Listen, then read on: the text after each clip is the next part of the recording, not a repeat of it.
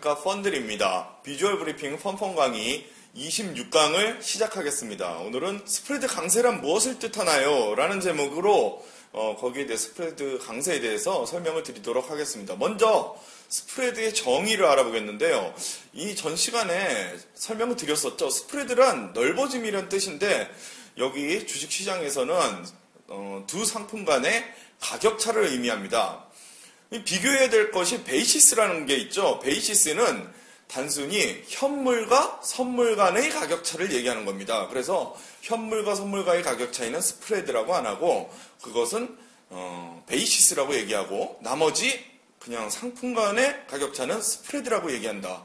그래서 그림으로 다시 한번 설명을 드리면은 이렇게 빌딩이 있고 거기에서 파생된 그림자, 그거와의 차이, 자기와 파생과의 차이, 그게 바로 베이시스고요. 이거와는 달리 빌딩과 빌딩, 똑같은 빌딩인데 녹색 빌딩과 파란 빌딩이잖아요.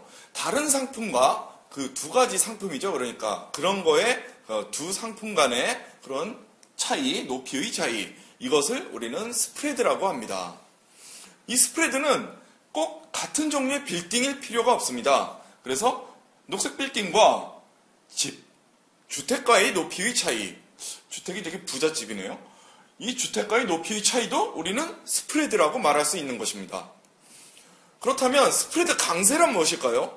스프레드 강세란 두 상품 간의 차이가 큰 것을 얘기합니다. 그래서 아주 쉬운 개념인데 그림을 보고 설명을 드리면은요. 이제 녹색 빌딩과 이게 같은 빨간색 빌딩인데 빌딩이 높이가 커졌다 작아졌다 할 수 있다고 가정을 해봅시다.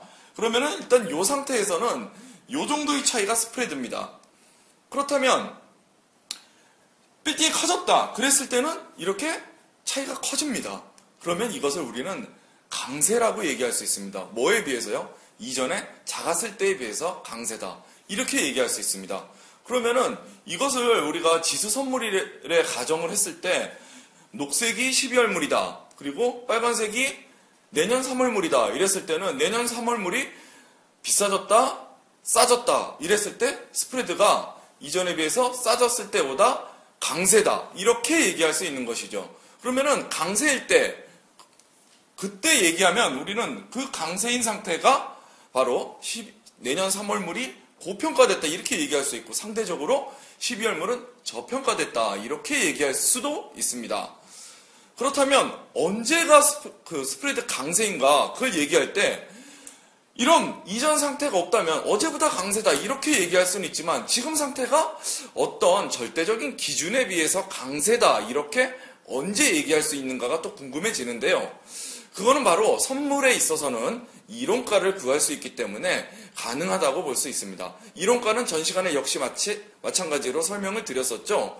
현재 현물가, 현재 시장가에다가 그 사람이 그거를 보유하는데 선물이라는 것은 미래에 인도받는 그런 물건이기 때문에 미래에까지 보유하는 데 드는 비용을 더한 값이 그 현물을 가진 사람이 나중에 인도할 때 거래하고 싶은 가격이 되는 이론가, 평균가가 될 것입니다. 그래서 순 보유 비용을 더한 가격, 그것이 이론 가격인데요. 그럼 이 빌딩도 이론 가격이 나올 수 있을 것입니다. 어떤 기준이 되는 가격이죠. 그래서 이 가격보다 크다면 우리는 비로소 절대적인 어떤 기준에 의해서 이전 가격이 없더라도 어제 가격이나 뭐 그런 것들이 없더라도 지금 강세다. 스프레드가 벌어진 게 보통 이 정도여야 되는데 이게 강세다. 이렇게 말할 수 있는 것입니다. 그러면 이런 강세 가지고 무엇을 할 수 있을까요? 그게 정말 중요하겠죠. 자, 강세라는 것은 어떤 것이 고평가되어 있다는 거고 거기에 비해서 어떤 것이 저평가되어 있다는 그런 얘기입니다. 스프레드에 한해서는요. 그렇기 때문에 스프레드 거래라는 걸 할 수 있습니다. 스프레드 거래는 또 아주 쉬운 개념이죠. 고평가된 것을 매도하고 저평가된 것을 매수하면 되는 겁니다. 그러면 여기서 강세일 경우에 고평가된 이 부분 3월물을 매도하고 그 다음에 12월물을 매수하면 됩니다.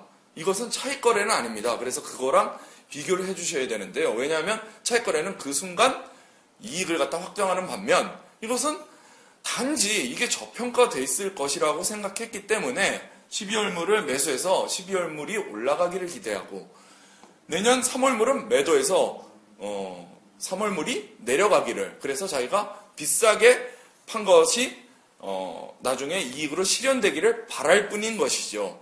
그래서 이것은 우리가 불 스프레드라고 그렇게 전략명을 그렇게 얘기합니다. 그래서 앞으로 당장 가까이에 있는 근월물이 세질 것을 예상하고 거래한다. 그래서 불 스프레드 거래, 이것은 거래의 전략명인 것입니다. 그래서 요거 말고 이 12월물이 없더라도 우리가 가만히 보면 여기서 어디선가 본 것 같은 그런 내용이 나옵니다. 그것 갖고 또 무엇을 할 수 있을까요? 바로 이론가보다 이 실제 선물 시장가가 높은 이 경우에는 그야말로 차익 거래를 할 수 있는 거죠. 그래서 차익 거래는 바로 이익을 갖다 확정 지을 수 있는 거래인데요. 그러면 이만큼 고평가되어 있는 상태인 거죠. 그래서 고평가된 이 선물 3월물을 매도하고 그 다음에 바로 확정 짓기 위해서 거기에 대응되는 현물을 매수하는 그런 전략을 피면 되겠습니다. 그러면은 저평가된 현물은 매수하고 고평가된 선물은 매도하는 바로 매수 차익 거래를 감행할 수 있다는 거죠. 여기까지 설명을 드리겠습니다. 감사합니다.